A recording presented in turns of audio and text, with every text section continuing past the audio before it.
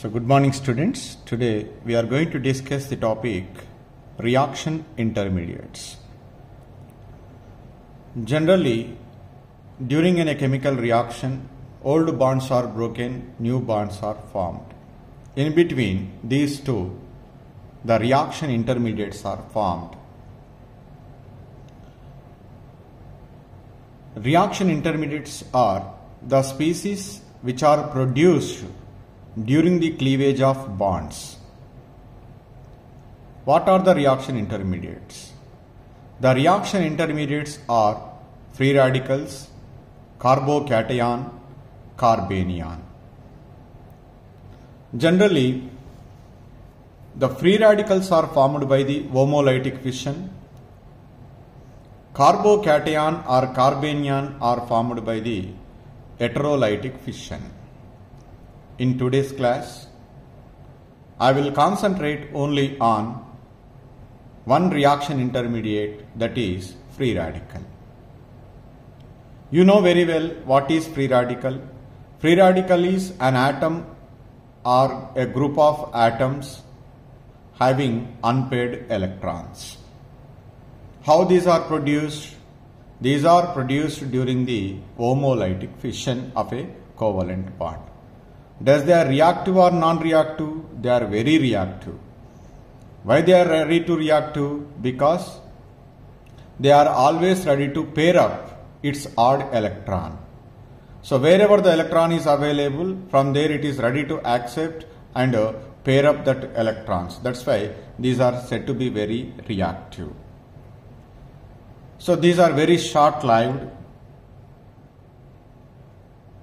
Here, these free radicals are classified into three types: primary free radical, secondary free radical, third free radical. Primary, secondary, tertiary free radicals, how do you distinguish? Simple.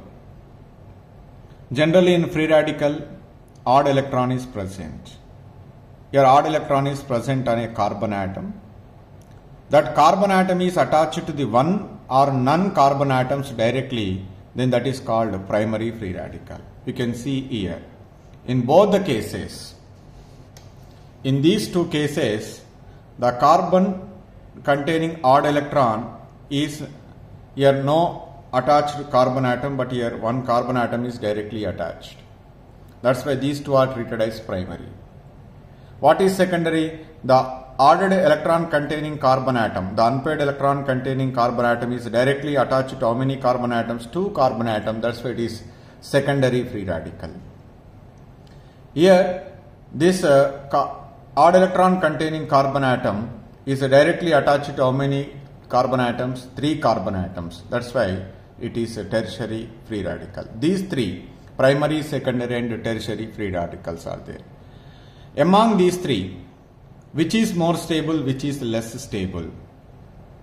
Tertiary free radical is more stable than secondary, than that of primary, than that of this methyl free radical. Tertiary is more stable than secondary, than primary, than that of methyl free radical. Why tertiary free radical is more stable?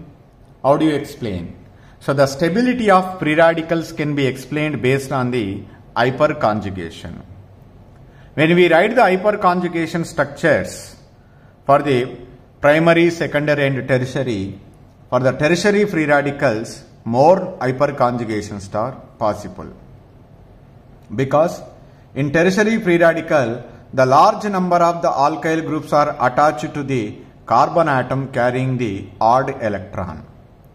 So that's why more delocalization of odd electrons, hence it is said to be more stable free radical. Because in tertiary free radical, you can see, so here this is the main atom, carbon containing odd electron. It is attached to carbon alpha and 3 alpha hydrogen, 3 plus 3 plus 3, totally 9 conjugative structures are possible. Here 6 hyperconjugated structures are possible. Here 3 hyperconjugation structures are possible. Here 0. Wherever the hyperconjugation structures are possible, more number of hyperconjugated structures are possible, there is greater delocalization of this odd electron, so that gives the more stability to that free radical. That's why tertiary free radical is more stable than secondary, secondary free radical is more stable than primary, primary free radical is more stable than the methyl free radical.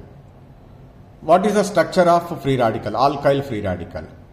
So in alkyl free radical, the central atom carbon, it has 4 valency electrons. Out of the 4 valency electrons, the 3 valency electrons are involved in the hybridization, so that it can form 3 sp2 hybrid orbital. That means in the alkyl free radical, the carbon which is carrying the odd electron is undergo sp2 hybridization. Okay, fine. So once it is undergo sp2 hybridization, how the 3 sp2 hybrid orbitals are arranged in the space? So they are arranged in trigonal planar. So the 3 bonds are arranged in trigonal planar. So out of the 4 valency electrons, one electron present in the p orbital is not involved in the hybridization. So that orbital is called unhybridized orbital, that is containing the odd electron. So trigonal planar geometry, the carbon atom which is carrying the odd electron is undergo which hybridization? sp2 hybridization.